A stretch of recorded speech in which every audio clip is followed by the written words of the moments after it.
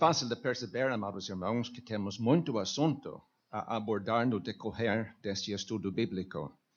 Então, vamos ter que tratar de uma forma resumida, realmente, estes versículos. Não temos como entrar em grande detalhe.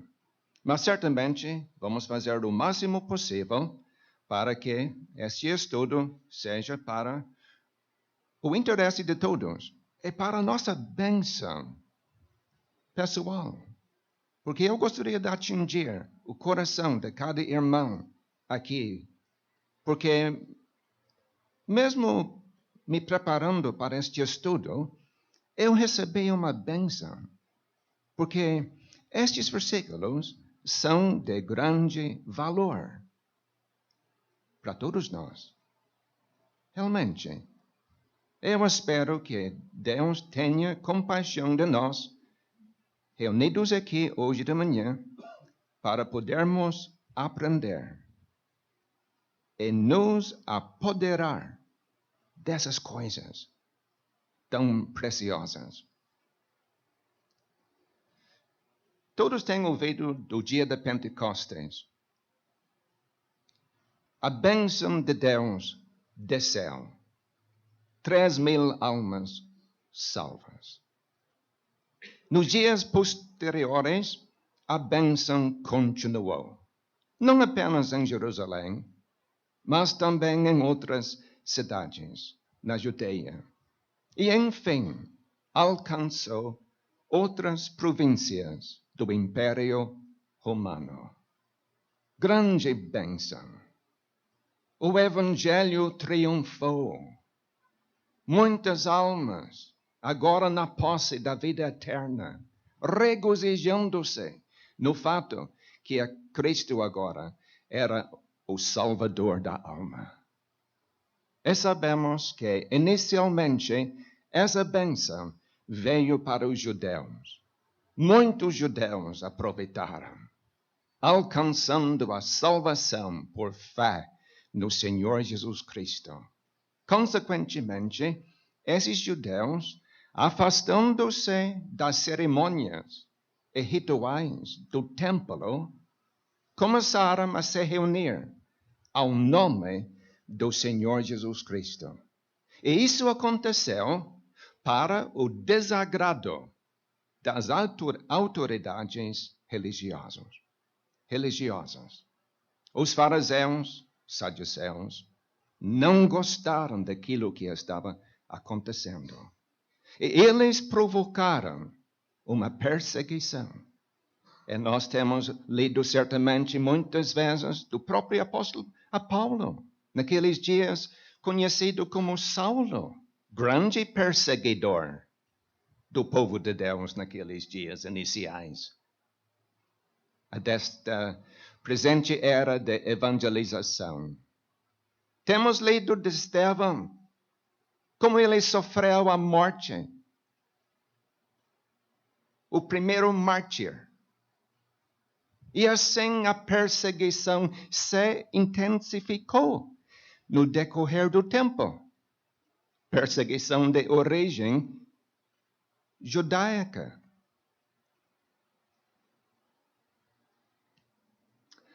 Esses crentes, quem sabe depois de 20, 25, 30 anos, começaram a refletir. Mas por que nós estamos sofrendo tanto?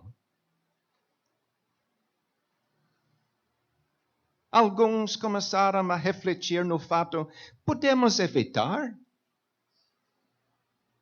essa perseguição. Só precisamos voltar para o templo? Só precisamos abandonar os privilégios que nós temos aqui na Igreja de Deus, em Jerusalém e também em outros lugares? Podemos voltar para o templo.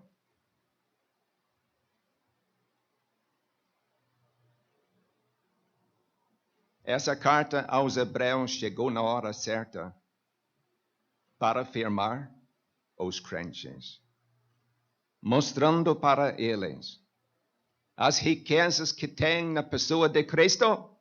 Mas eu não quero entrar Esse é um campo tremendo de estudo, sabe, sobre o conteúdo da carta aos Hebreus. Mas alguns voltaram para o templo, deixando transparecer que nunca tinha uma salvação. Eram apóstatas. Mas isto é outro assunto. Eu vou deixar esse assunto. Então dá para ver como na cabeça de alguns havia, quem sabe, a possibilidade de voltar para o templo para evitar a confusão, a perseguição. Lemos no capítulo 10 como pessoas sofreram muito naqueles dias. Propriedades até foram confiscadas. Era real a perseguição. E nós temos de tentar, pelo menos, colocar-nos na pele desses crentes naqueles dias. Não era nada fácil. Além da perseguição, deixe-me apresentar outro problema, outra dificuldade que surgiu. O judaísmo,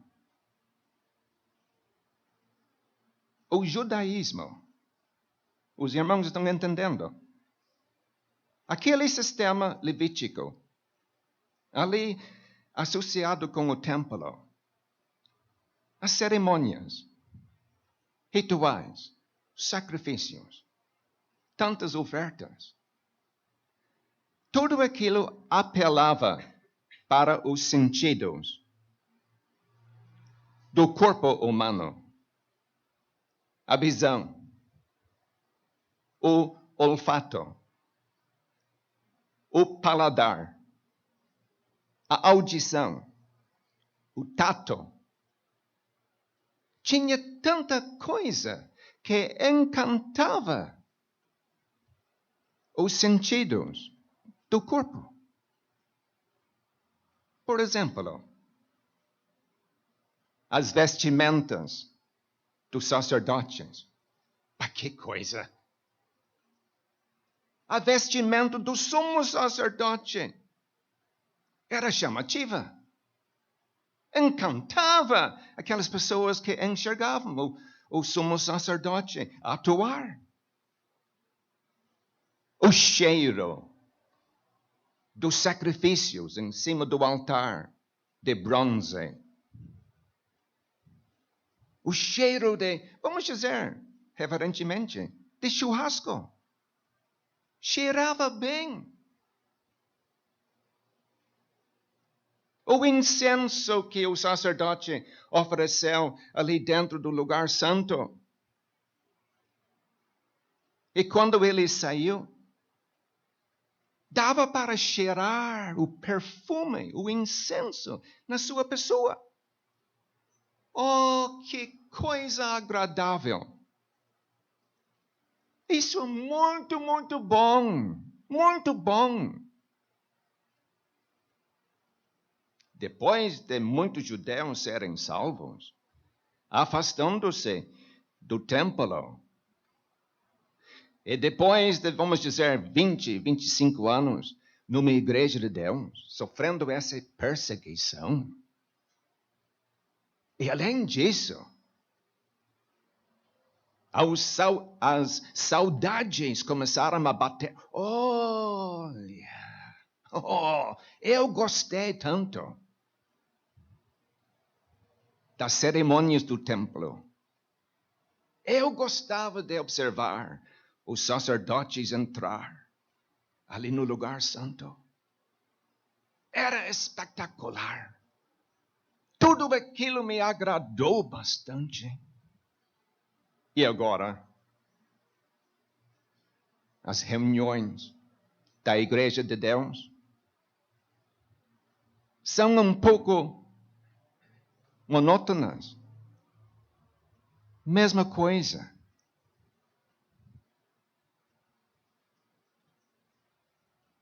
não é tão agradável para os sentidos do meu corpo. Tem bem menos ordenanças agora. Só o batismo, a ceia do Senhor. Mas tinha tantas ordenanças no sistema levítico. Tantas ordenanças. Pai, eu tenho saudades de tudo aquilo. E sabe, o perigo era para voltar para o templo. Diz o autor aos Hebreus: o justo viverá da fé. Da fé. Não pelos sentidos. Agora vocês estão num nível mais alto. Tem que viver da fé. E não dos sentidos do seu corpo. O apóstolo Paulo, escrevendo para os coríntios, dizia mais ou menos a mesma coisa. Porque era para andar por fé e não por vista. 2 Coríntios 5:7. E assim o autor, ele decide, aqui nesta carta, mostrar a importância de viver não segundo os sentidos do corpo, mas sim segundo a fé. Era para andar em plena confiança em Deus. Diz o autor, olha, viver da fé não é uma novidade para nós como crentes no Senhor Jesus Cristo. Até os antigos andavam da fé. Começando por Abel e assim por diante. O autor levanta certos gigantes da fé, mostrando e convencendo os leitores. Este negócio de viver da fé realmente não é uma novidade. E assim no nosso capítulo, nesse trecho que nós temos lido hoje, 31 versículos, temos 8 homens e 2 mulheres. Pessoas que viviam da fé. É o nosso privilégio estudar alguma coisa sobre essas pessoas hoje de manhã. Mas deixe-me mostrar alguma coisa de grande importância para todos nós aqui presentes. Ele começa mostrando aqui os antigos que viviam da fé. E os leitores originais desta carta tinham como, pois é justamente isso. Essas pessoas viviam da fé, não segundo os sentidos do corpo, não. Não andavam por vista, vamos dizer, mas sim da fé. Entrando no capítulo 12 desta carta, o autor apresenta mais um exemplo mais recente até. O próprio Senhor Jesus Cristo. O autor e consumador da fé. Diz alguém, ele deveria estar na primeira, vamos dizer, ele deveria estar bem no início do capítulo 11. Não. Vamos deixar o Senhor Jesus ali no capítulo 12. O autor, ele tem um plano na sua cabeça.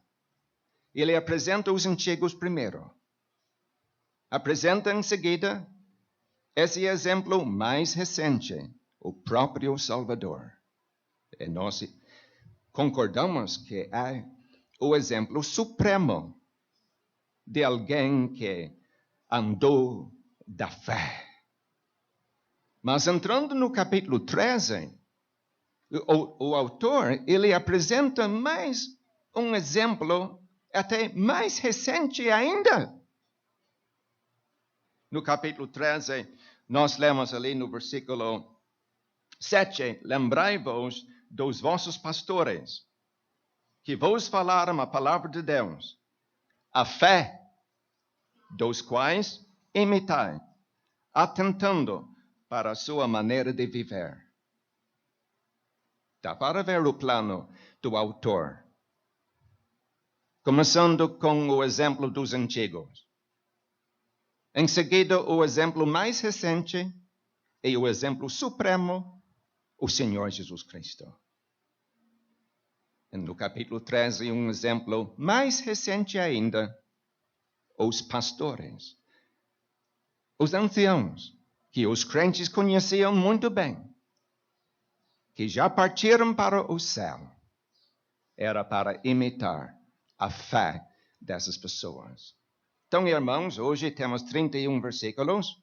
Os primeiros 3 versículos, nós temos uma explicação da fé. E a partir do versículo 4 até 31, exemplos da fé. 2 sessões desiguais, mas pelo menos serve para abrir este capítulo. E como eu disse, temos 8 pessoas. Temos 8 homens e 2 mulheres. Aqui neste trecho. 7 homens vêm vêm do livro de Gênesis. E temos em seguida Moisés, Êxodo. E vamos terminar pensando em Raabe. Eu espero que tenhamos um estudo interessante.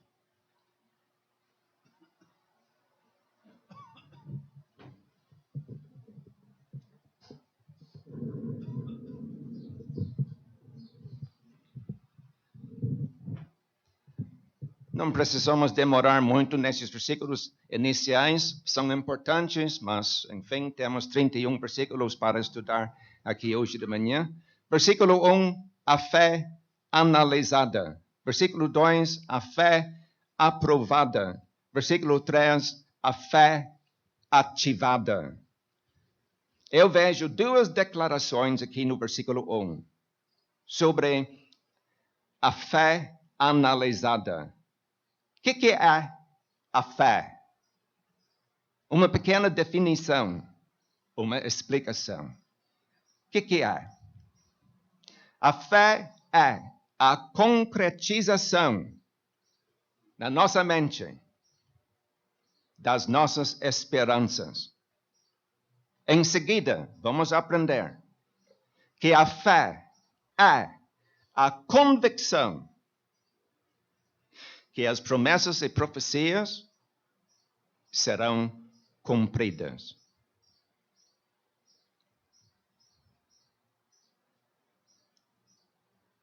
Deixe-me explicar, porque eu não quero entrar numa confusão, não quero criar confusão na cabeça dos meus irmãos. Eu vou me servir de um exemplo. A nossa esperança de participarmos no arrebatamento. Não temos dúvida. Vamos participar no arrebatamento. É tão claro na palavra de Deus que temos como descansar a nossa fé nessa grande verdade. Vamos participar no arrebatamento. É tão certo para nós que parece que já se realizou na nossa mente. E por isso a gente está dizendo, a fé é a concretização na nossa cabeça das nossas esperanças. Quando o mundo fala do futuro, falando do céu, o mundo diz, espero que eu esteja no céu, fala com bastante dúvida. E quando o mundo fala das coisas invisíveis, às vezes chega ao ponto de dizer, eu não acredito naquilo que eu não enxergo. Tem que ser uma coisa física, é essa a atitude. Então nós vemos a importância da fé aqui, porque a fé traz aquelas coisas futuras, não usando aquela linguagem, espero que numa maneira duvidosa, mas dá para nós uma esperança firme do futuro. E também dá para nós convicções sobre o invisível. Sim. Então, essa é a importância da fé. Sim. A fé traz as coisas futuras para o presente. Tá? Os irmãos pegaram isso. A fé traz as coisas futuras. Eu me servi do exemplo do arrebatamento. Mas a fé traz isso para o presente. De tal forma que eu tenho como desfrutar disso. Como se fosse uma grande realidade já realizada. Eu disse, a segunda declaração, eu usei a palavra convicção, mas nós temos aqui a palavra prova. E a prova das coisas que se não veem. É a mesma palavra que se encontra em 2 Timóteo 3,16, redarguir, que quer dizer convencer ou criar convicções. A fé é a convicção do cumprimento das promessas e profecias das Escrituras. Deixe-me explicar mais uma coisa, porque eu vejo isso muito prático. O que nós deveríamos fazer, amados irmãos, como crentes no Senhor Jesus Cristo? 3 coisas. Devemos andar em plena comunhão com Deus.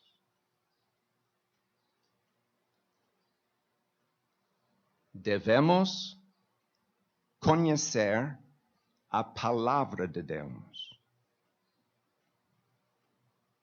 E devemos confiar em Deus. Uma corda de 3 dobras não se quebra tão depressa. Lemos em Eclesiastes 4. Mas o que quer dizer isso? Nós desfrutando de comunhão com Deus. E nós nos aprofundando na palavra de Deus. Na hora de uma crise, o Espírito de Deus há de trazer para a nossa memória um versículo, uma promessa, um conselho, uma orientação. De tal forma que vamos nos apoderar disso. Essa palavra é para mim. Eu vou descansar nessa promessa que eu acabei de receber. E esse crente aprende a confiar na sua simplicidade nessa promessa.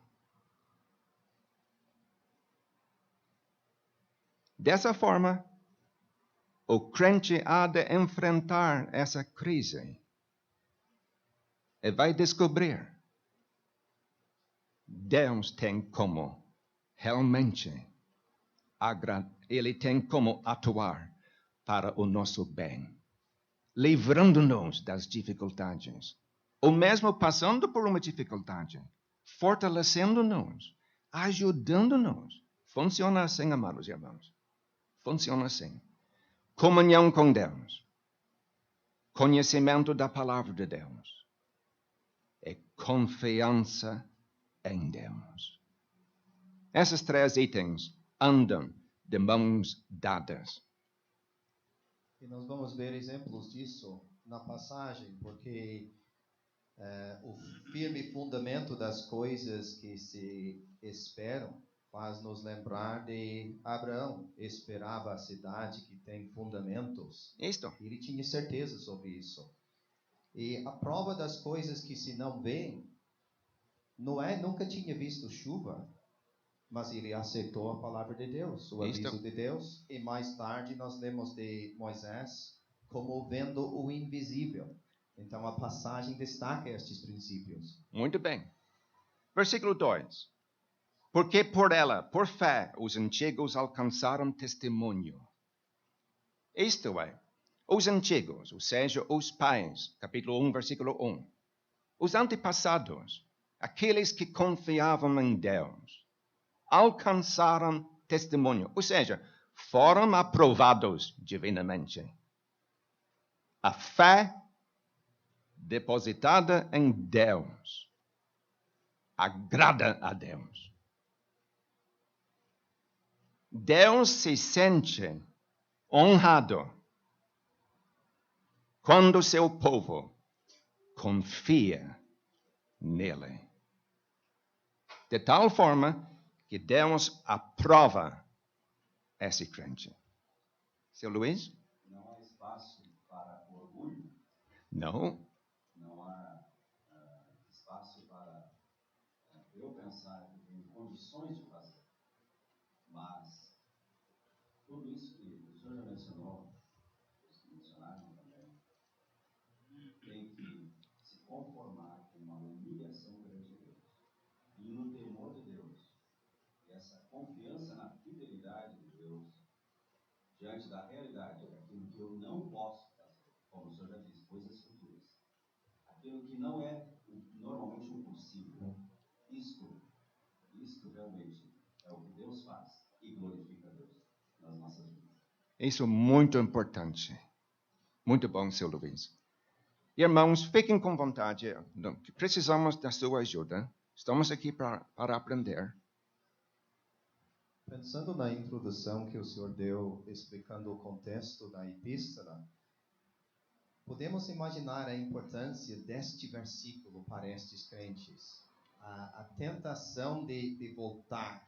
Aquelas pessoas dizendo, vocês perderam muito. Aquele templo, todas aquelas coisas físicas. E quem sabe eles iam se lembrar de todos estes nomes famosos da história da nação e imaginar, não, eles alcançaram a aprovação divina seguindo os ritos do templo, do tabernáculo, no caso. Não. Alcançaram a aprovação divina pela fé. Pois é. Pois é. Aham. Versículo 3. Pela fé entendemos que os mundos, pela palavra de Deus, foram criados. Então, pela palavra falada de Deus, o universo foi feito.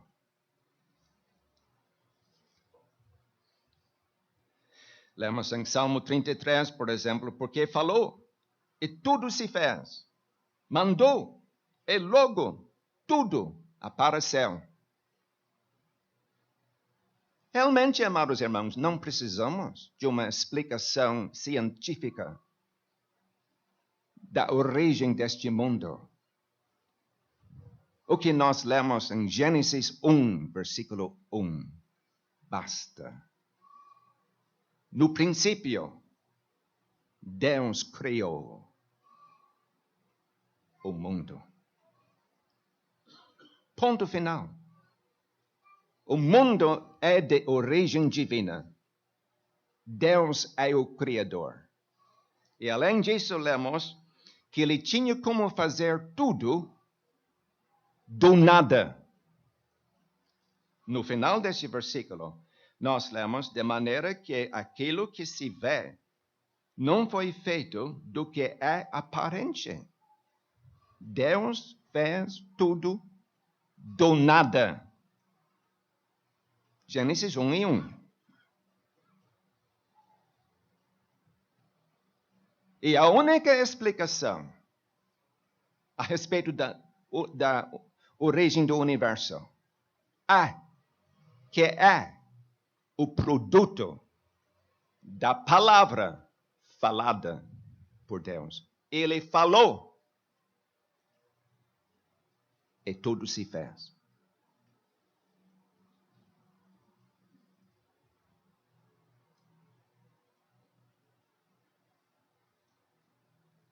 Seu Luiz?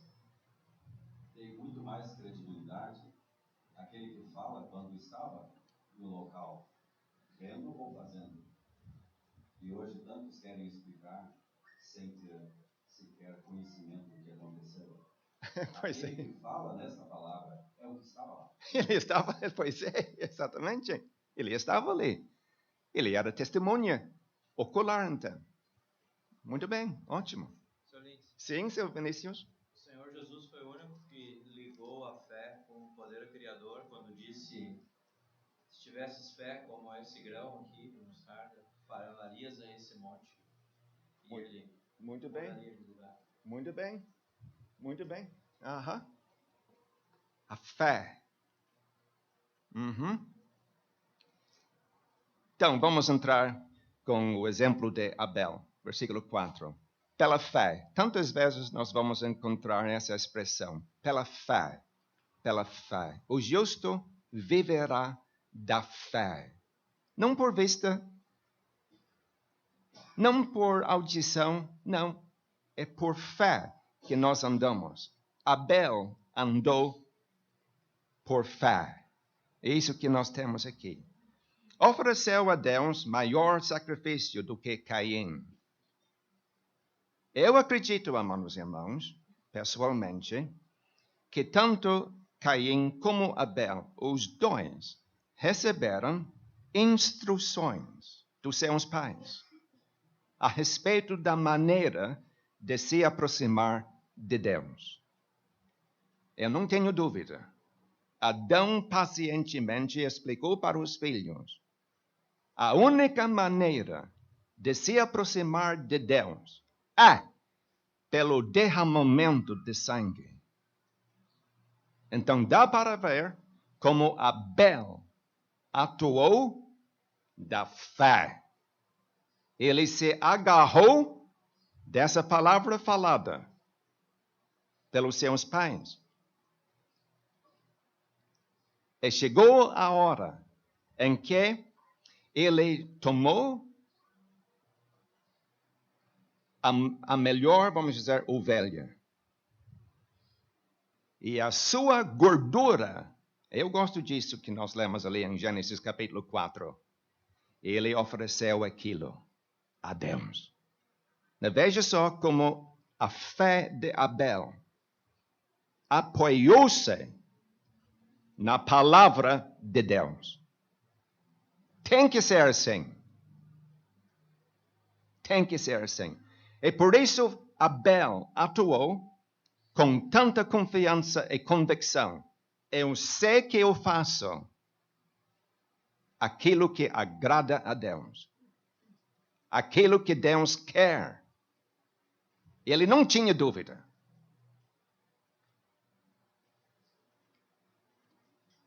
Alguém poderia perguntar, por que Adão e Eva não estão mencionados?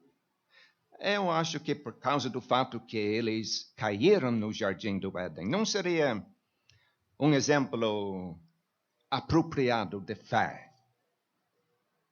Eu acredito firmemente que os dois foram, enfim, justificados. Sim, pelo sangue de um sacrifício. Sim, Adão e Eva estão no céu. Mas não seria um exemplo apropriado, já que eles caíram em desobediência. Seu Lindsay, Sim, aqui atrás do senhor. sim, pode falar. Todo mundo quase diz que tem fé, que tem grande fé, que tem muita fé.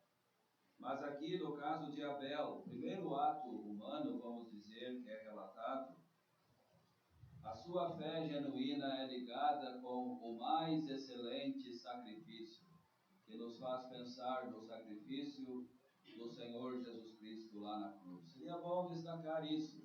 Muita gente fala em fé e tanta coisa assim, mas a fé genuína realmente começa quando o pecador aceita o Salvador que morreu para salvar o pecador. Muito bem, seu Roberto. É muito apropriado que temos Abel aqui bem no primeiro da lista, mostrando-nos uma conversão genuína. Porque quando Abel ofereceu esse sacrifício, foi justificado. Foi salvo. Eu não sei quantos anos ele tinha, mas ele atuou com convicção.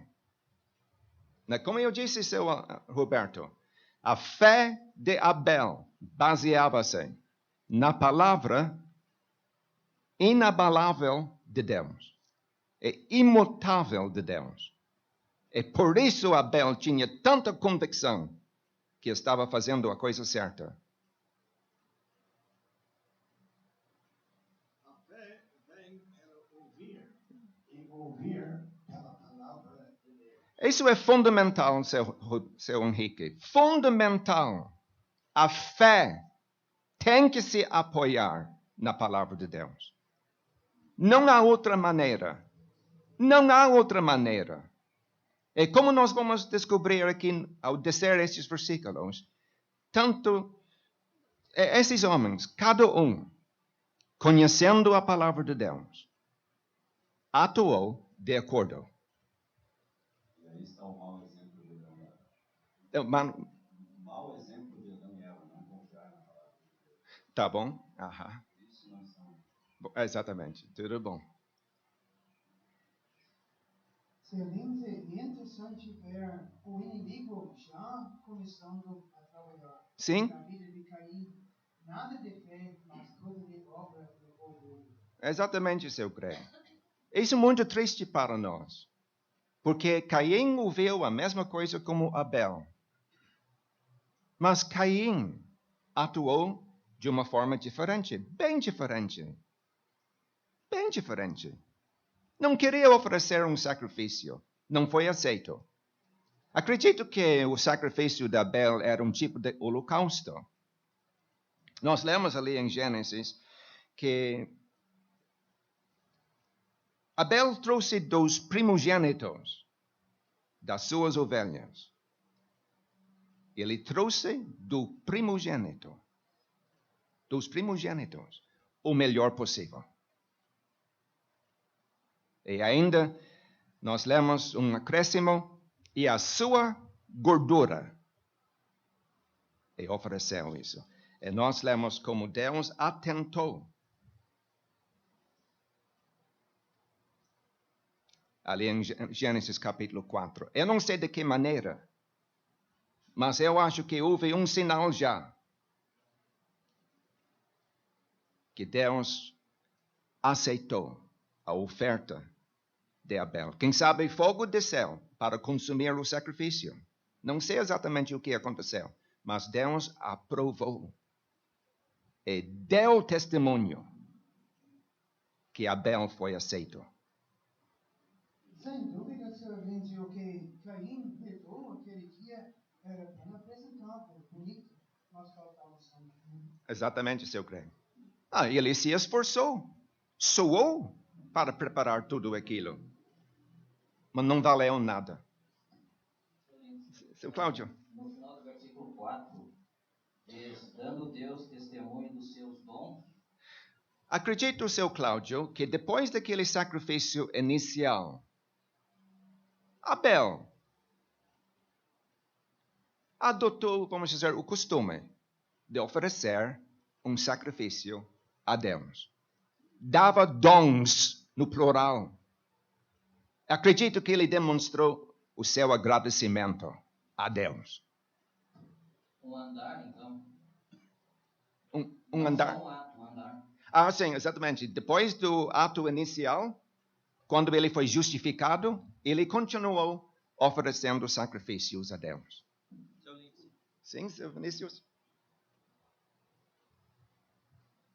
o apóstolo Paulo em Romanos fala que como por um homem entrou o pecado no mundo e pelo pecado a morte, Sim, assim a morte passou a todos os homens, por isso que todos pecaram. sim. Mas também nós lemos ali naquele trecho a obediência de um só, muitos serão feitos justos. E aqui nós vemos um princípio de obediência em Abel, a palavra de Deus, e a desobediência do seu irmão e a tragédia em seguir o exemplo dos seus pais. Exatamente. Muito bom, seu Vinícius. Uma boa observação. Mais alguém gostaria de falar sobre Abel?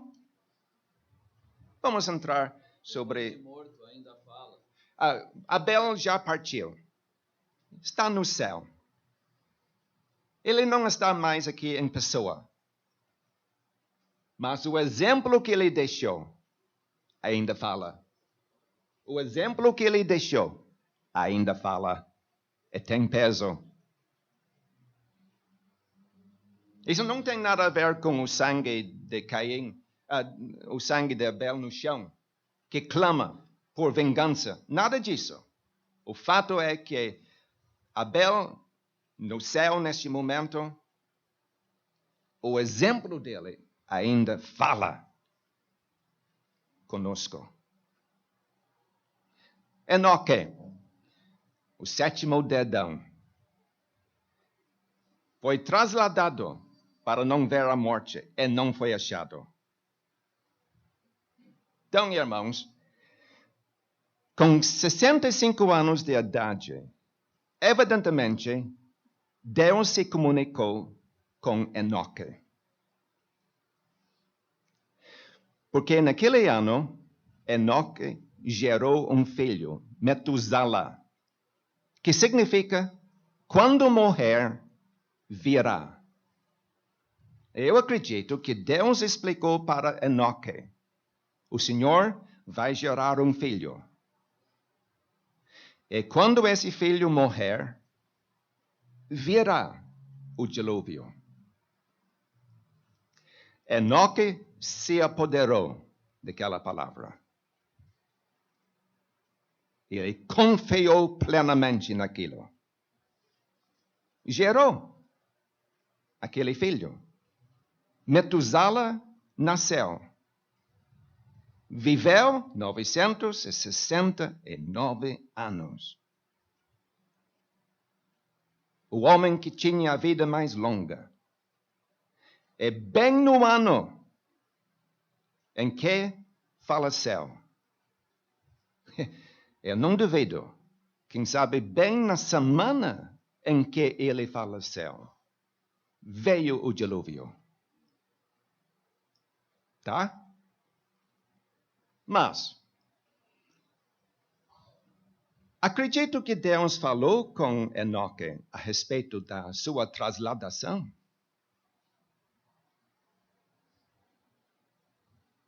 Ele viveu mais 300 anos. Com 365 anos, foi trasladado para o céu. Não viu a morte. Tá? Isso quer dizer, ele foi trasladado para o céu 669 anos antes do dilúvio. Pode conferir os números. O senhor concorda que, lendo Gênesis capítulo 5, parece que tem uma ligação entre o nascimento daquele filho e o fato que ele andou com Deus? Nós lemos do filho no versículo 21 e imediatamente depois, e andou Enoque com Deus. Sim, seu Será James. que tem algo nisso para nós? A seriedade, o fato de termos filhos deveria nos levar a entender a seriedade da vida e viver vidas para Deus? Eu acredito, seu James. Com 65 anos, Enoque foi justificado por fé. Foi salvo. Simplesmente porque Deus se comunicou com ele, como Deus fez no caso de Abraão. Enoque simplesmente confiou naquilo. Foi-lhe imputado como justiça. Acredito que com 65 anos, Enoque foi salvo, para usar a nossa linguagem. Não tem nada a ver com filho nascer. Mas o fato que Deus se comunicou, Enoque confiou na palavra falada.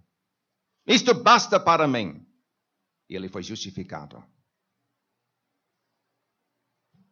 Tá? Então, nós lemos aqui que não foi achado. Não foi achado. Eu tenho lido interessantemente, sabe, uma coisa que deixou-me bem pensativo, não foi achado. A vida de Enoque, depois de 300 anos andando com Deus, condenava os seus contemporâneos de tal forma que eles procuraram tirar a vida dele. Esse homem, ele nos condena. A vida justa dele, a vida reta dele, nos condena. Vamos nos livrar desse homem. E uma sugestão. Seu Vinícius, Sim, seu Vinícius. à luz daquele versículo da Epístola de Judas, nós podemos pensar que esse homem Enoque foi o primeiro ser humano a falar da vinda do Senhor? Muito bom, interessante. Muito bom, seu Vinícius. O senhor entende isso? Eu entendo, sim. Pelo menos aquilo que está registrado na palavra de Deus, Enoque seria o primeiro. Sim. Muito bom.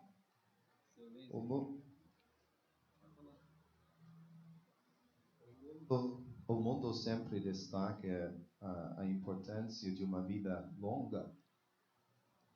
Impressionante notar que Enoque tinha a vida mais curta registrada naqueles primeiros tempos. E pensando no primeiro exemplo, Abel, não sabemos a idade que ele tinha, mas ele também morreu relativamente novo, obviamente. Então, já nos primeiros dois exemplos, nós estamos aprendendo o importante não é uma vida longa, mas sim uma vida de fé. Muito bom. Muito bom. Seu Lindsay, Sim. eu queria notar nesses três homens, Abel, Enoque e Noé, realidades da vida cristã. Uma conversão genuína, verdadeira em Abel. Os outros também. A santificação e o andar com Deus e agradar a Deus na vida de Enoque. Noé também, lemos dele. E em Noé, o serviço, ele era o pregoeiro da justiça e ele edificou, construiu a arca e havia as medidas dadas por Deus e o material indicado por Deus também. Então, isso eu acho importante. A vida cristã, na igreja, como crentes, essas coisas são importantes. Exatamente. Abel foi para o céu pela morte. Enoque foi para o céu pela transladação. As duas maneiras para alcançar o céu. Morte e a segunda vinda do Senhor Jesus Cristo. O arrebatamento. Certamente temos aqui uma figura do arrebatamento dos crentes. Enoque foi trasladado para não ver a morte. E não viu a morte.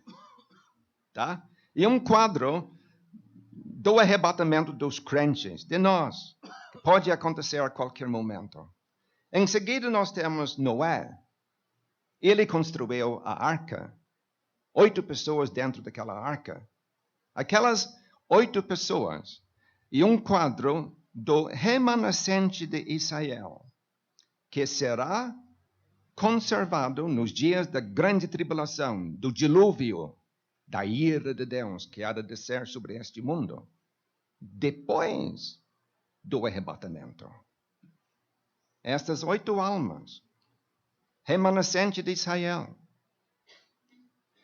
o remanescente será conservado por Deus naqueles dias terríveis. Em seguida temos Abraão, que alcançou a terra prometida. Essa remanescente será levado para povoar a terra no reino milenar do Senhor Jesus Cristo. Então temos ali um tipo de panorama da história a partir do arrebatamento até o reino milenar do Senhor Jesus Cristo. Lemos aqui a respeito de Enoque que ele agradou a Deus. No final do versículo 5. 2 vezes ele andou com Deus. Lemos em Gênesis capítulo 5. Mas eu não tenho tempo para entrar nessa diferença neste momento. Mas basta dizer que o autor está citando de uma versão antiga. Chama-se de Septuaginta. E a Septuaginta tem o verbo agradar. E por isso o autor usa esse verbo aqui. E o apóstolo Paulo, em 1 Tessalonicenses 4, aproveita os dois verbos, andar e agradar. Eu vou ler. Finalmente, irmãos, vos rogamos e exortamos no Senhor Jesus que, assim como recebestes de nós, de que maneira convém andar e agradar a Deus. Assim andai, para que continueis a progredir cada vez mais. Não se pode ler 1 Tessalonicenses 4 sem pensar em Enoque. Ele andou com Deus, agradou a Deus e foi trasladado. Olhando para a vida desses homens, Sim. de fé, o viver deles e as convicções, como já temos ouvido, e a qual podiam ter fé na palavra de Deus. Estava lembrando de que eram homens como nós, as mesmas paixões. Então, cabe uma pergunta para nós: por que não vivemos assim? Nós buscamos mais as coisas desta vida e não vivemos com a esperança, como já ouvimos do céu. Pois é. Então, devemos também estar olhando para a palavra de Deus e acreditando e tendo fé, viver com esta esperança também. Muito bom, Joel. Muito bom. Versículo 6, nós temos: sem fé é impossível agradar a Deus. Porque é necessário que aquele que se aproxima de Deus creia que Ele existe, que Ele é real, que Ele vive, que Ele é de confiança, tá? Que dá para descansar na palavra dele, e que é galardoador dos que o buscam. Nós, como crentes do Senhor Jesus Cristo, temos de realmente confiar em Deus. Noé, versículo 7. De novo, recebeu a palavra de Deus. Divinamente avisado. A fé tem que ter como base, como alicerce, a palavra de Deus. E assim Noé, recebendo esse aviso do dilúvio, preparou a arca. Obedeceu plenamente. A arca foi construída para a salvação da família. Não de todo mundo, mas da família de Noé. Temos aqui um pai que se interessava pela salvação da família, que fez um grande esforço visando a salvação da família. E nós lemos que aquela construção condenou o mundo. Noé foi feito herdeiro da justiça, que é segundo a fé.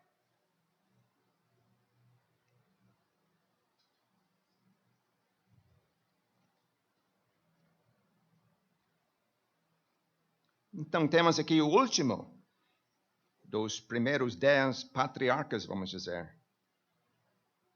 Os antediluvianos.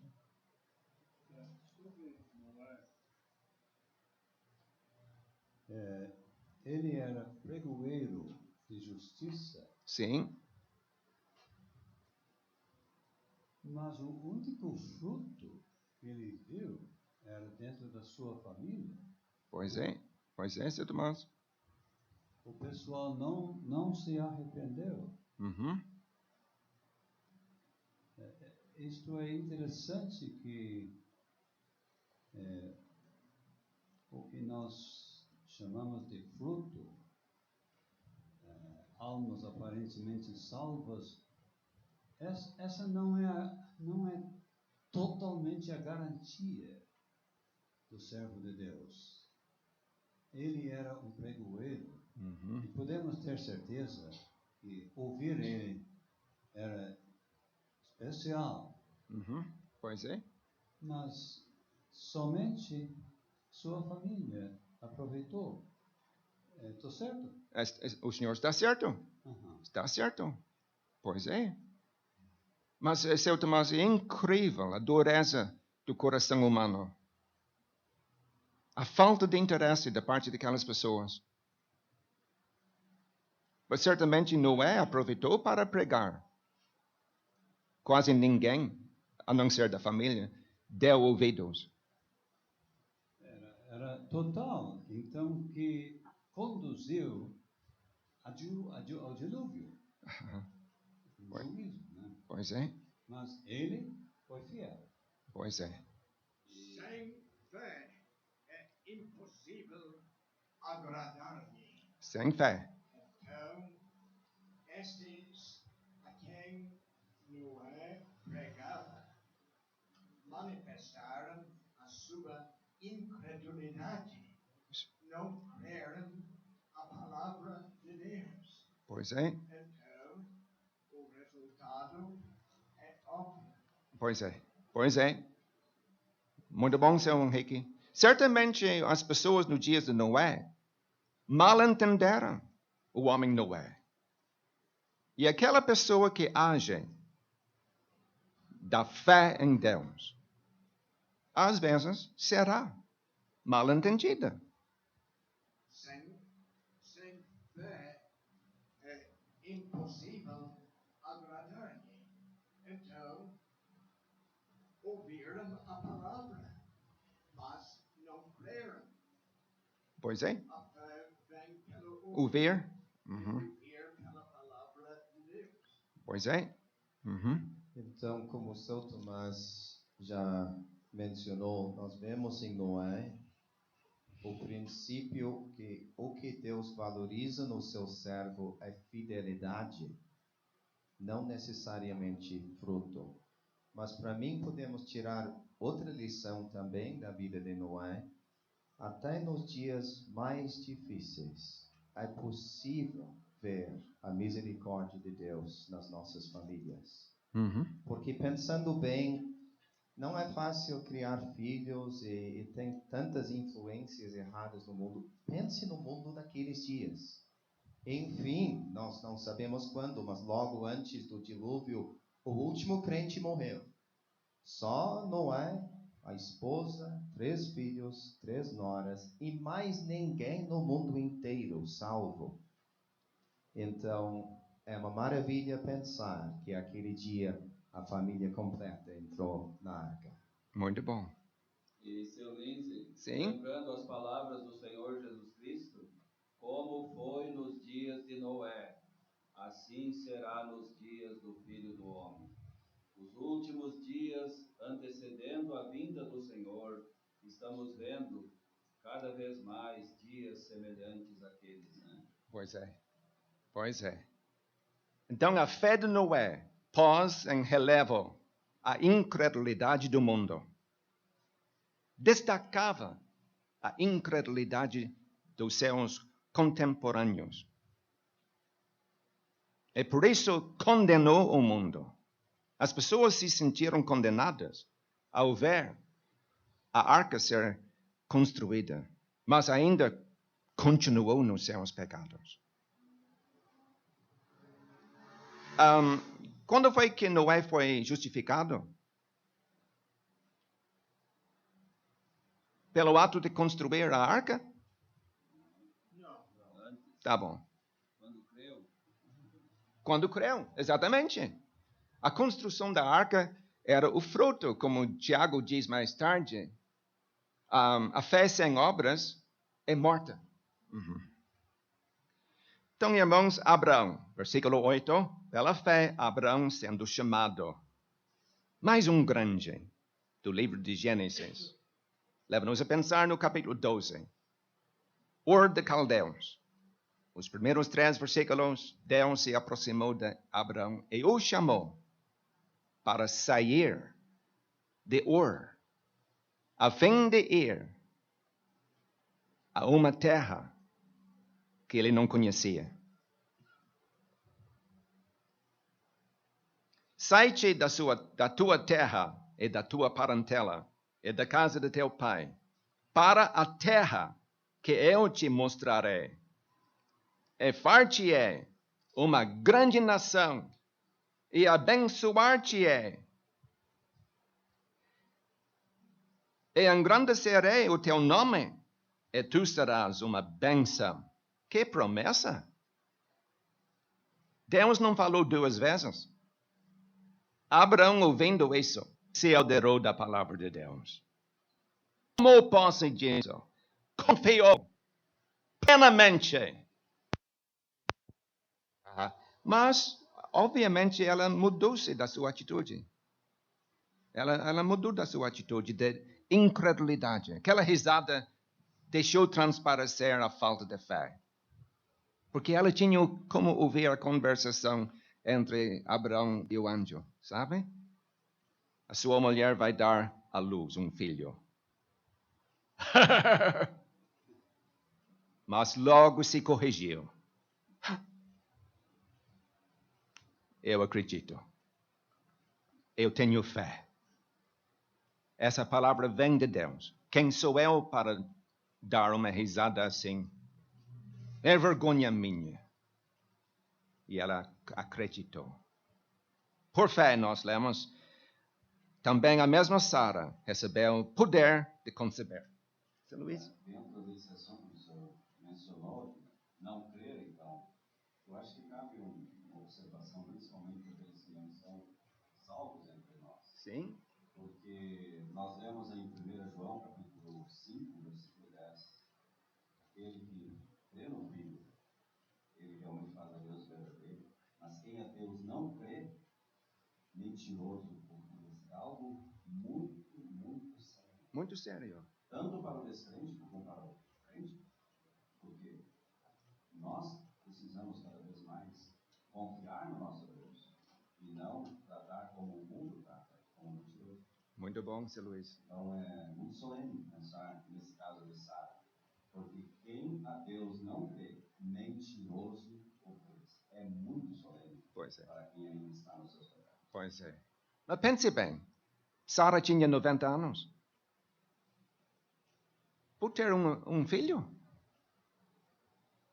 Olha, temos de tentar pelo menos entender os sentimentos dela, ouvindo essa palavra inicialmente. Ela riu. Mas logo se corrigiu e ela depositou a sua confiança na palavra de Deus. Enfim, ela deu à luz um filho. Então, vamos voltar para Abraão, versículo 12. Pelo que também de Abraão, e esse já amortecido. Ele não, isso não quer dizer que ele estava morto, não. Mas ele tinha 99 anos quando ele recebeu essa promessa. Quando o filho nasceu, 100 anos. Ele tinha. Não era natural para um homem de 100 anos gerar um filho. E uma mulher de 90 anos dar à luz um filho. Isso fora da naturalidade. Sabe? Mas este casal confiou em Deus. E lemos que já amortecido descenderam tantos em multidão como as estrelas do céu e como a areia inumerável que está na praia. Vamos dizer, Abraão, ele tem uma posteridade celestial, como as estrelas do céu. Fazemos parte da família de Abraão, a família espiritual de Abraão. De uma certa forma, somos os descendentes dele. Agimos da mesma fé. Também nós lemos da areia inumerável da praia, uma semente, vamos dizer, terrestre. Seu Lindsay, será que podemos justificar essa distinção das Escrituras, ligando as estrelas como um povo celeste? Porque tem várias referências. Estou pensando, por exemplo, em 1 Crônicas, capítulo 27. O Senhor tinha dito que havia de multiplicar a Israel como as estrelas do céu. Uhum. E tem várias referências assim, ligando as estrelas com Israel. especificamente. Tá bom. E até mesmo, falando no passado, Neemias capítulo 4, multiplicaste os seus filhos como as estrelas do céu. Uhum. Tudo bem. Mas é um meio muito simples de entender esses versículos para o nosso bem aqui em Santa Cruz do Sul. Tá? E vamos ficar com as estrelas do céu como o povo celestial, a areia do mar como o povo terrestre. É uma maneira bem simples de entender a posteridade de Abraão. Versículo 13.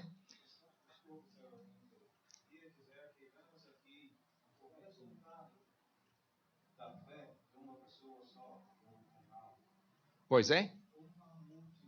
Uma multidão.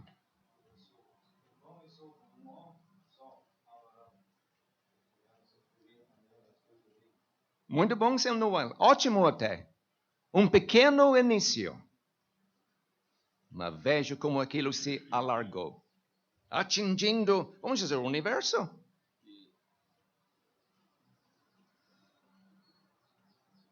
E seu Lindsay, Sim. vamos lembrar que foi o poder de Deus que atuou na fraqueza, vamos dizer, na total inoperância, tanto de Abraão como Sara. Bom nós lembrar disso. Precisamos reconhecer que a bênção verdadeira é só vinda de Deus. Por nós mesmos, a Sara e o Abraão arrumaram o Ismael, que foi uma verdadeira desgraça, está aí no mundo até hoje. Então, esperando quando Deus faz a sua obra, como Samuel destacou, num casal, das circunstâncias deles, olha que bênção que Deus trouxe. Pois é isso, Roberto. E o senhor precisa repetir aquilo que acabou de dizer. É como o seu Luiz disse no início. Não temos motivo para orgulho. Não temos mesmo. A bênção vem de Deus. Realmente. O que o senhor acabou de dizer é de grande importância.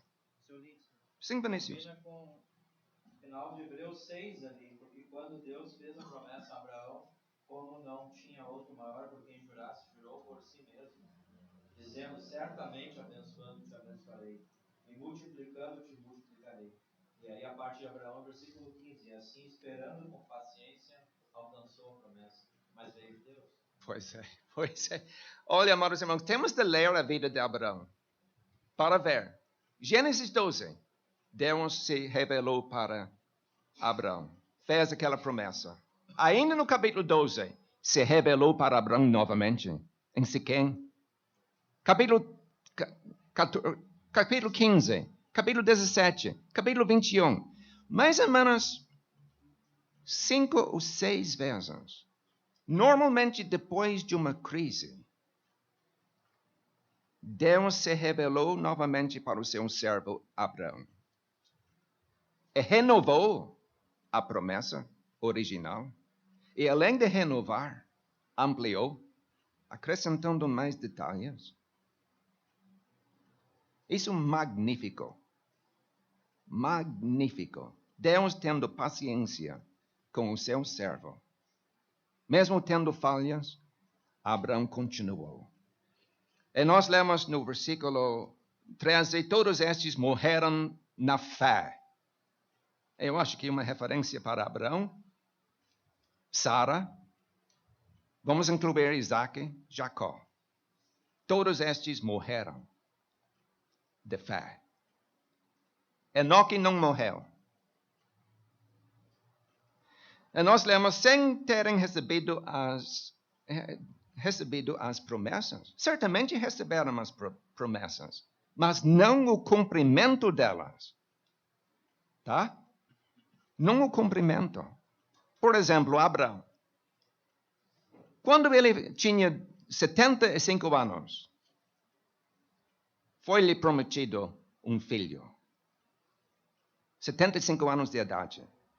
Mas ele teve que aguardar mais 25 anos. Só com 100 anos este filho nasceu.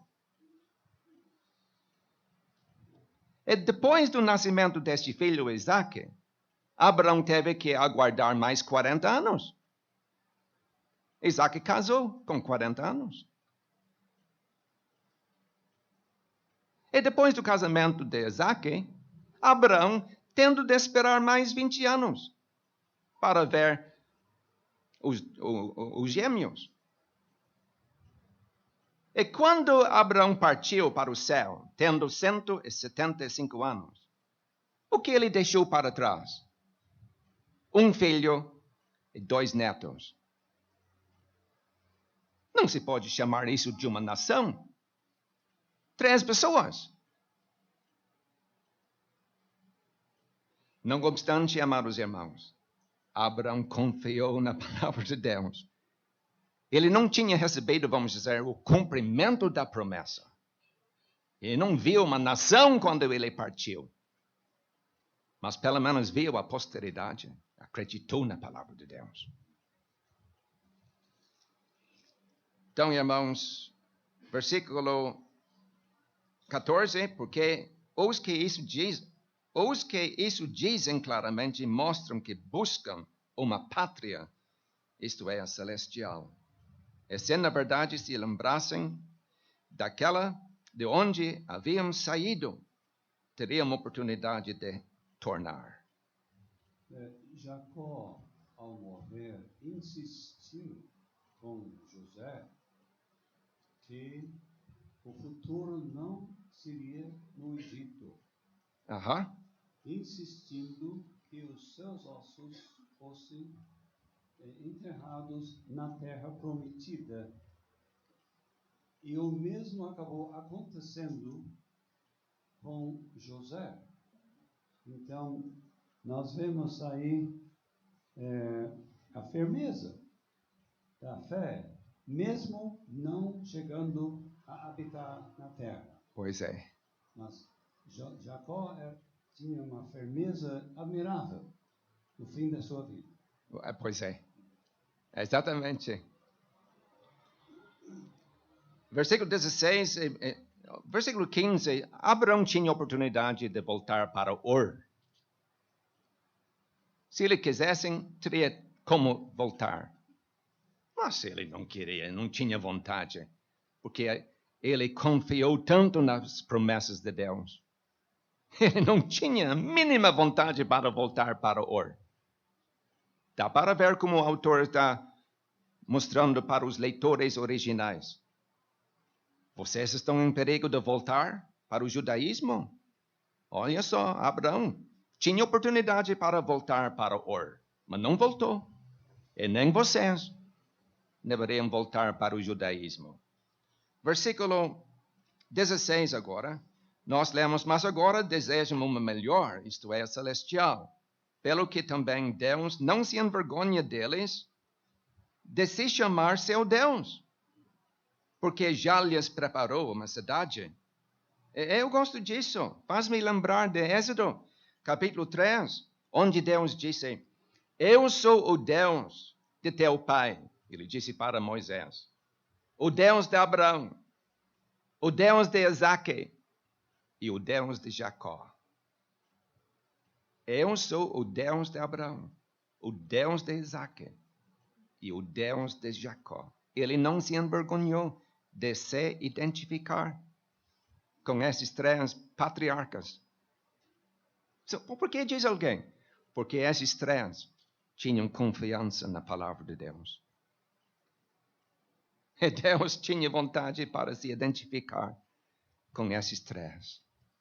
Isso é muito lindo, amados irmãos. Vamos confiar em Deus. Olha, eu vou me repetir, porque esse estudo tem como transformar o nosso viver, amados irmãos. Vamos aprender a confiar em Deus. É você passando por uma provação, entrando no santuário, apelando para Deus. Oh, Deus, que eu receba uma palavra de orientação. O que eu deveria fazer? É você recebendo uma palavra através da sua leitura em particular. É você se apoderando daquilo.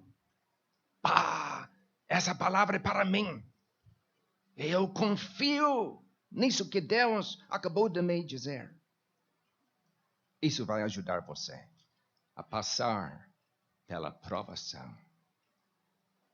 Vai lhe dar estabilidade. Ninguém perde nada por confiar em Deus. Muito bom. Ninguém perde nada. Mesmo que haja custo. Mas quem ganha, não somente nesse mundo. Pois é, seu Noel. Eu gostei daquilo que o Senhor disse. Ninguém perde nada, mas realmente tem como ganhar.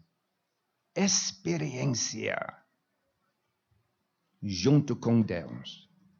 Não se pode comprar isso. Conhecer a Deus melhor através das nossas experiências amargas nesta vida. E é uma questão de confiar em Deus. Vamos provar isso, amados irmãos. Então vamos passar para versículo 17. Ofereceu Abraão a Isaque. A fé tem que ser testada, provada de vez em quando. Lemos disso em Tiago 1. E chegou a hora para Abraão ser testado. Vamos ver a qualidade da sua fé, Abraão. Disse Deus.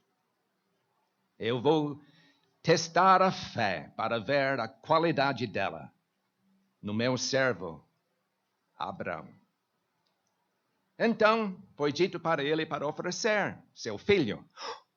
Esse filho meu é a pessoa-chave quanto às promessas que Deus me deu. Eu vou ser pai de uma nação através deste filho meu, Isaque. Deus prometeu. E agora ele pede que eu ofereça esse filho meu. Então, se eu vou oferecer esse filho, Deus certamente vai ressuscitar.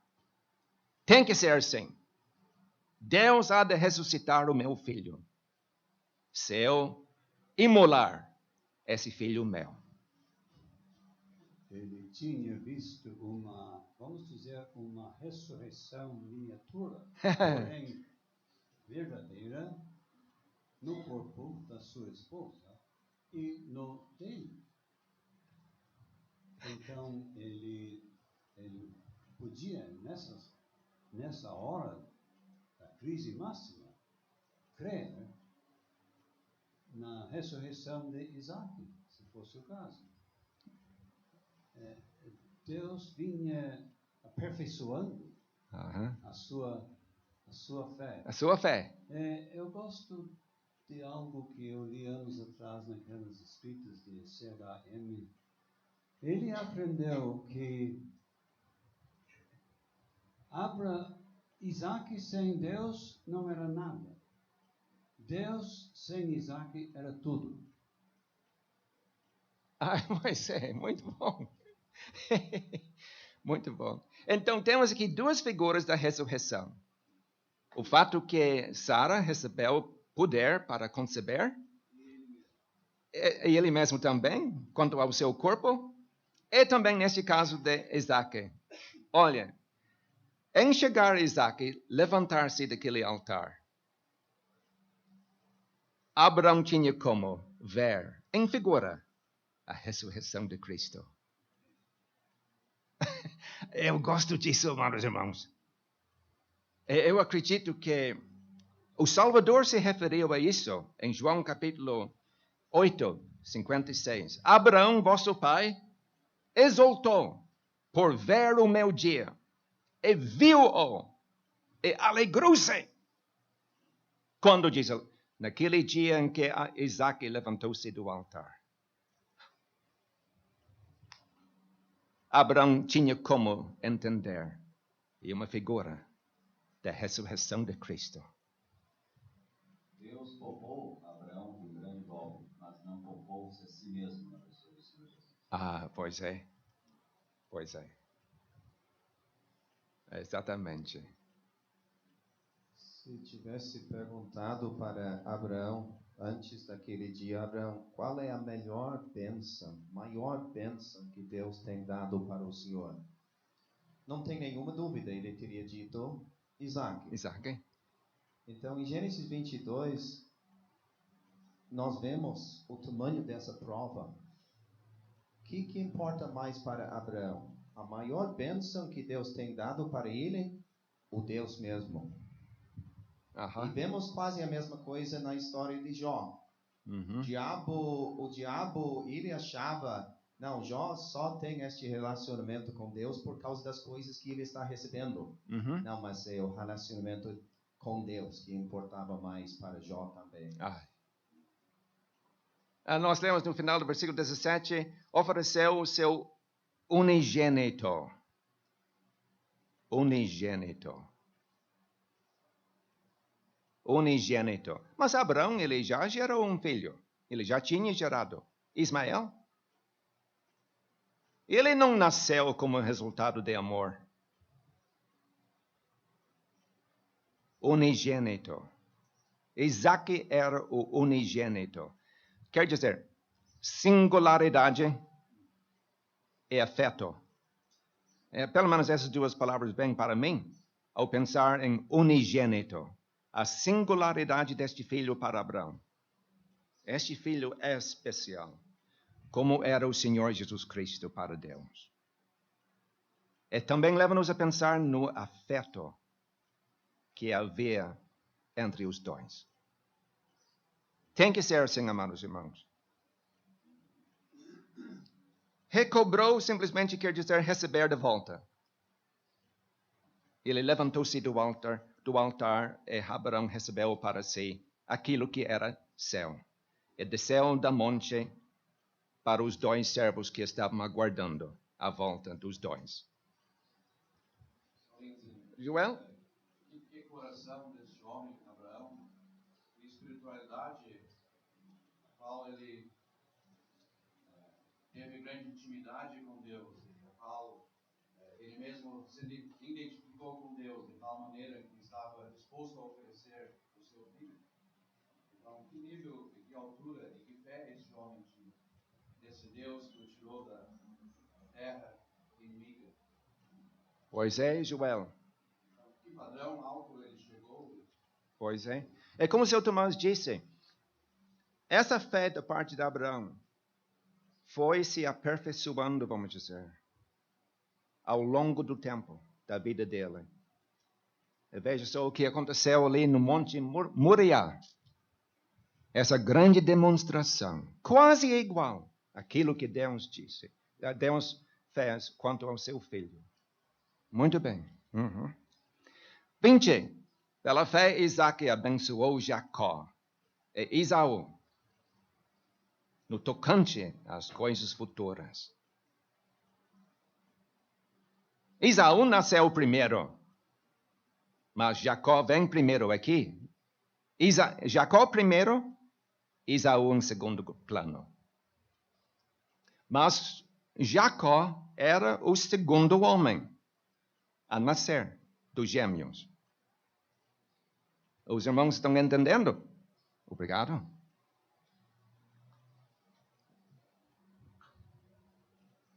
Jacó era o segundo a nascer. Mas isso leva-nos a pensar no próprio Senhor Jesus Cristo. 1 Coríntios 15. O primeiro homem da terra é terreno. O segundo homem, o Senhor é do céu. Tá? Mesma coisa vai acontecer no próximo versículo 22. Temos Manassés, Efraim. Quem foi abençoado? Efraim, o segundo homem. Caim e Abel. Abel também, exatamente. Caim e Abel. O segundo homem foi abençoado.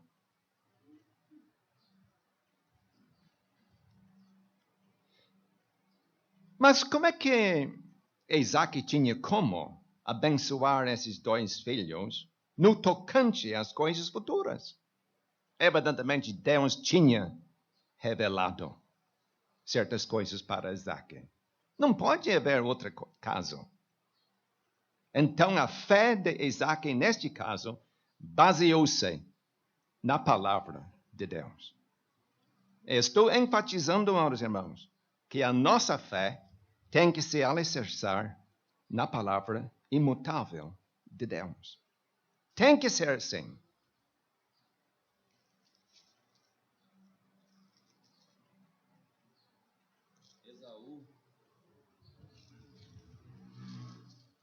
Esaú, seu Lindsay, ouviu, quem sabe, o pai de Isaac pronunciar essas bênçãos, mas Esaú não aproveitou. Não, nunca lemos de fé, era um incrédulo.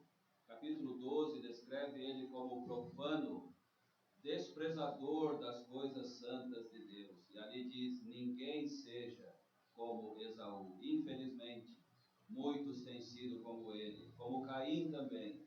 O caminho de Caim, ele não andou sozinho, muitos seguiram Caim no seu mau caminho.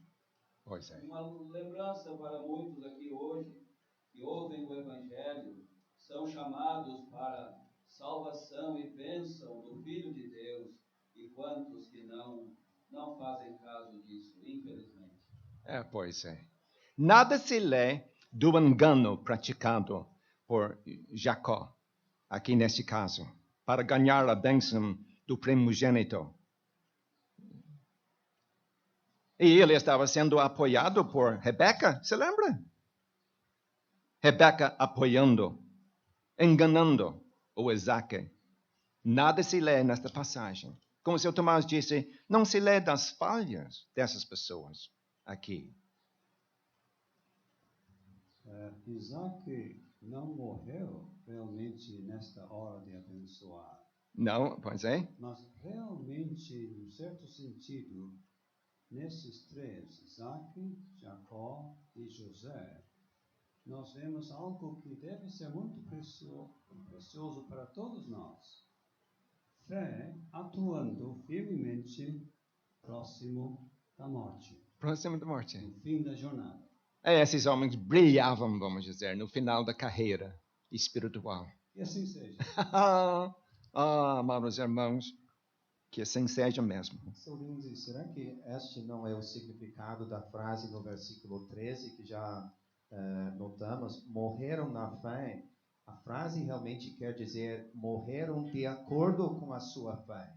A sua fé continuou até a morte. Tudo bem, sim. Tudo bem. Então, irmãos, vamos pensar em Moisés, porque já comentamos um pouquinho sobre o versículo 21 e 22. Pela fé, Moisés, já nascido, foi escondido 3 meses. Realmente temos de dar crédito aqui para Amram e Joquebede, os pais de Moisés, porque eles esconderam o filho Moisés. Por quê? Por causa da sua fé. Isso é muito importante, amados irmãos, por causa da sua fé. Eles tinham como enxergar que Moisés era especial. Um menino formoso. Para mim, amados irmãos, isso não era opinião deles. Uma noção, sentimento deles. Eu acredito que Deus se comunicou com esses dois, revelando para eles algo especial quanto a Moisés. Atos capítulo 7, aquele sermão de Estevão, nós lemos ali, pelo menos tem uma versão que diz que era formoso para Deus. Formoso para Deus. Indicando que este menino era especial, extraordinário para Deus. E Deus se comunicou com os pais, e por isso fizeram questão de conservá-lo na face da ameaça da morte. Em versículo 24, nós vemos a fé de Moisés. Nesta vez nós vemos que Deus o chamou a abrir mão da vida que ele tinha quando esta vida estendia perante ele futuro brilhante. Pois é. Filho da filha de Faraó. Riqueza material até morrer. Nesta hora, a chamada. E olha, tem havido crentes jovens que bem na hora de futuro promissor, por amor do Evangelho, abrir a mão. Então, é impressionante. Deus o chamou a tomar este passo de fé quando o Egito estava no maior brilho para ele. Pois é, o Senhor está tocando num assunto de grande peso e importância para nós aqui. Seu Greg mencionou que a fé pode custar alguma coisa. Sim, pode custar. Mas Moisés, ele não teve que fazer os cálculos 2 vezes. Uma vez bastou. Olha, se eu continuar aqui no palácio, eu vou acabar no inferno. Vou. Então eu quero abrir mão do luxo aqui no palácio, por amor da minha alma. E além disso, ele tinha em vista um galardão. Ele queria, vamos dizer, o mais valioso galardão possível. E por isso virou as suas costas para o palácio. E se identificou com o povo de Deus, mesmo sofrendo. E nós vemos um pouco deste galardão em Lucas capítulo 9, na hora da transfiguração, quando lemos que Moisés e Elias apareceram em glória. Ai, Então eu fico imaginando alguém se aproximando de Moisés naquela hora e dizendo: Moisés, não tem saudade do palácio? De maneira nenhuma. Ah, pois é. Pois é. Muito bom. Amados irmãos, será que Moisés usufruiu o gozo do pecado no palácio? Será que estamos dizendo que Moisés foi justificado aos seus 40 anos? Acho que sim. Estamos dizendo isso. Ele tomou a decisão importante na vida dele, com 40 anos. Eu quero me identificar com o povo de Deus. Agora, o ensino que meus pais me deram lá em casa, bem no início da minha vida, esse ensino está voltando para mim. Eu me lembro da minha mãe, como ela tinha paciência mostrando para mim a minha origem. O meu dever. Chegou a hora para eu tratar deste assunto. Eu quero ser justificado. E assim agiu por fé. Foi salvo, foi justificado. Então, irmãos, nós lemos escolhendo antes ser maltratado com o povo de Deus. É custoso, sim, do que por um pouco de tempo ter o gozo do pecado, tendo por maiores riquezas o vitupério de Cristo. O vitupério que Cristo ia provar. Moisés queria provar esse vitupério. Então, tá? Do que os tesouros do Egito, porque tinha em vista a recompensa. Então Moisés ouviu a voz de Deus e escolheu, fez a boa escolha. Então, nós ouvimos muitas vezes a voz de Deus. Lemos na sua palavra, mas nos deparamos e temos que escolher. Pois é. Muitas vezes damos lugar para a nossa carne. Não ouvimos mesmo a voz de Deus. Mesmo lendo as Sagradas Escrituras, muitas vezes alguns vão para trás. Nós que passamos como Moisés, ouvindo a voz de Deus, como hoje viemos aqui para ouvir a voz dele. Então, que possamos decidir hoje, escolher hoje a quem sirvamos. Muito bom, Joel. Muito bom. Pena que demorou 40 anos no caso de José. Ele demorou 40 anos, é o meu ver. Demorou 40 anos antes de buscar a justificação por fé. E podemos ver que no Velho Testamento tem 3 quadros do mundo. Tem o Egito, tem Sodoma, tem Babilônia, vários aspectos do mundo. E em cada um destes lugares nós vemos um exemplo que mostra que utilidade para Deus depende de separação do mundo. Então, para ser útil, Moisés, alguém podia ter pensado, mas ter alguém no palácio vai ser muito útil. Não, ele tinha que se separar. Daniel tinha que se separar dos costumes lá na Babilônia para ser útil para Deus. Ló, que entrou em Sodoma, não tinha utilidade, nenhuma utilidade para Deus. Abraão, que se separou do mundo, tinha utilidade. Muito bom, isso é vital, muito importante. Seu Lindsay, Uhum. uma palavra sobre os pais de Moisés. Lemos que eles esconderam o menino. Os crentes que têm filhos aqui.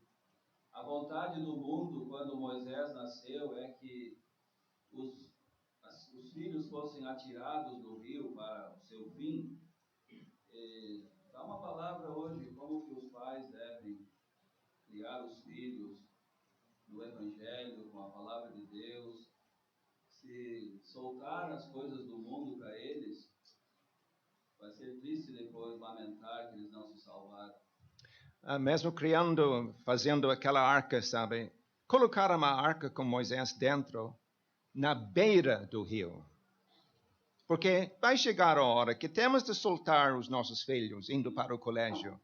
Não temos como levar os nossos filhos pela mão ao colégio, mas pelo menos podemos colocá-los na beira, fazendo o máximo possível para conservar. Mas, enfim, temos de confiar em Deus pela conservação dos nossos filhos. Pois é, amados irmãos, essa fé de que nós estamos falando não é hereditária. O pai não tem como repassar essa fé para o filho. De vez em quando, certos pais têm o grande prazer de ver o filho demonstrar a mesma fé como ele. Nem sempre. Neste caso, Abraão, Isaque, Jacó, José. Mas que prazer! 4 gerações. Que prazer! Mas não é sempre assim, seu Roberto. Não é sempre assim. Mas os pais vão fazer o máximo possível para ver isso acontecer. É precioso, seu Lindsay, notar no versículo 27, encontramos a frase, não temendo a ira do rei, mas nos lembramos do versículo 23, os pais não temeram o mandamento do rei. Então nós vemos ele seguindo os princípios dos pais. Isso é muito precioso. Muito bom, seu James. Quantos anos ele tinha? Aqui no versículo 27. Ele tinha 40, né? Deixando o Egito. Ou 80? É a segunda vez de estar ligando isso, então, com a saída do Egito na hora da Páscoa. Mas isso é uma dificuldade aqui no versículo 27. Pela fé deixou o Egito, não temendo a ira do rei. Ele cometeu, ele matou um egípcio tendo 40 anos. Você lembra? Êxodo capítulo 2. E nós lemos. Faraó procurou matar a Moisés. Mas Moisés fugiu de diante da face de Faraó e habitou na terra de Midian. Por quê? Evidentemente temia a ira do rei, com 40 anos de idade. Por isso a gente acha que no versículo 27, deixou o Egito não temendo a ira do rei. Aos seus 80 anos, na época da Páscoa, quantas vezes ele compareceu corajosamente diante de Faraó, não temendo a ira do rei. E, enfim, levou os filhos de Israel, enfim, pelo Mar Vermelho. Mas eu sei que certos irmãos têm outra ideia aqui. Será que esses irmãos gostariam de se manifestar?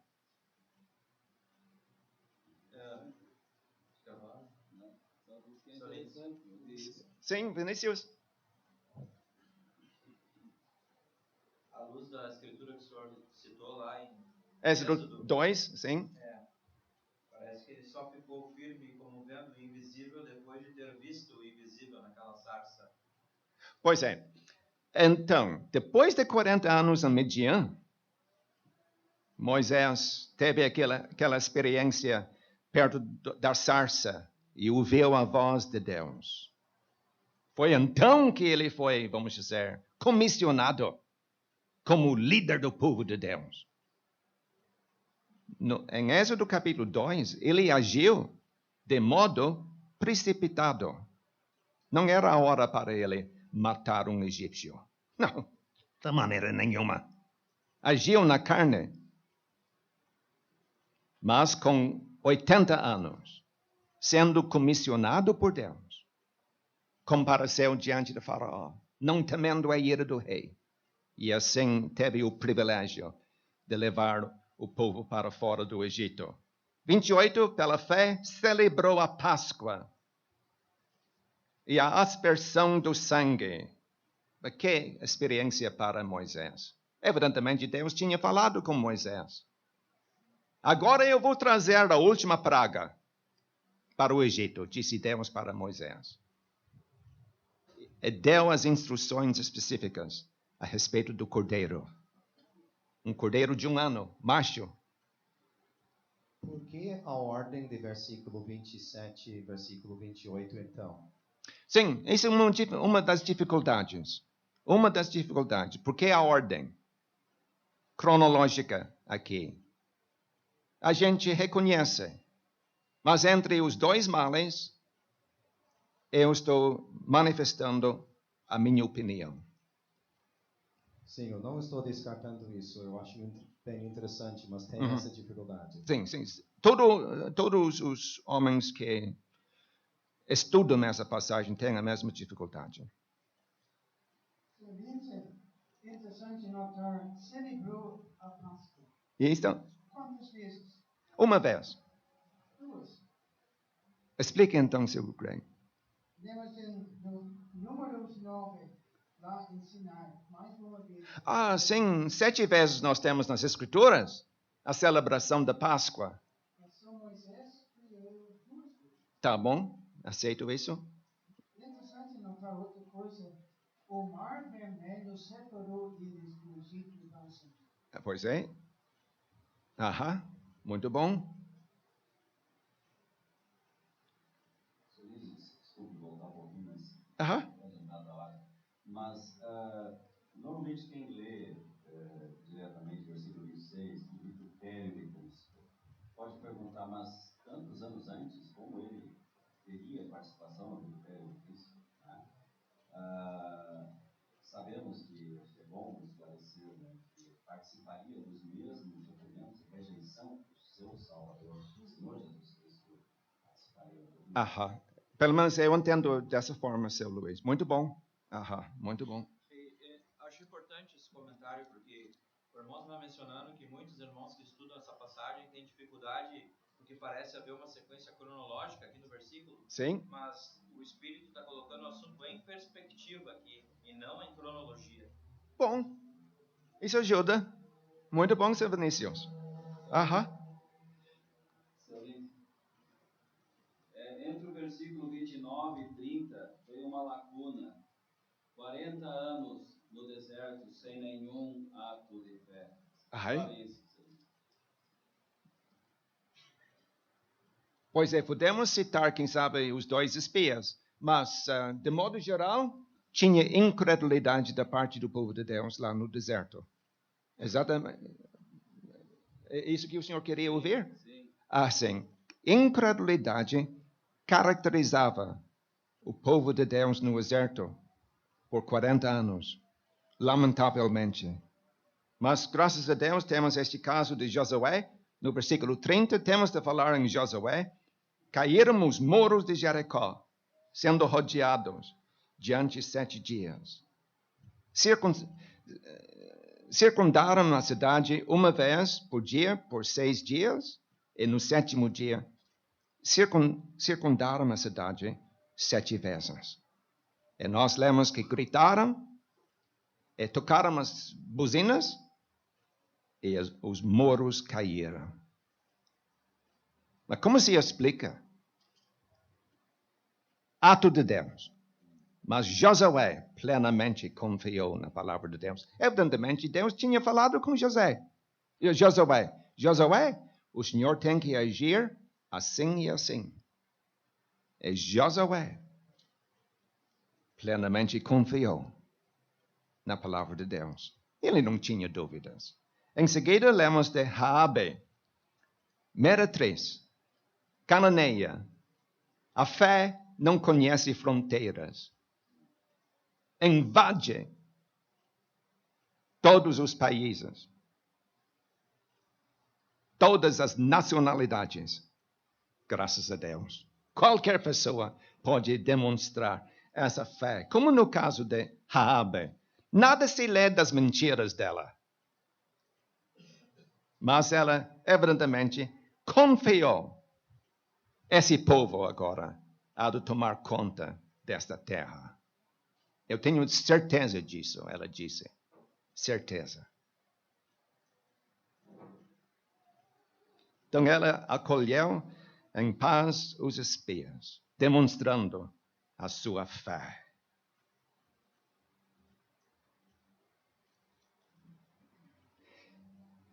Mas alguém gostaria de comentar? Então, irmãos, depois de estudar sobre este capítulo de gigantes da fé, vamos imitar essas pessoas. Você lembra daquela corda de 3 dobras? Comunhão com Deus. Conhecimento da palavra de Deus.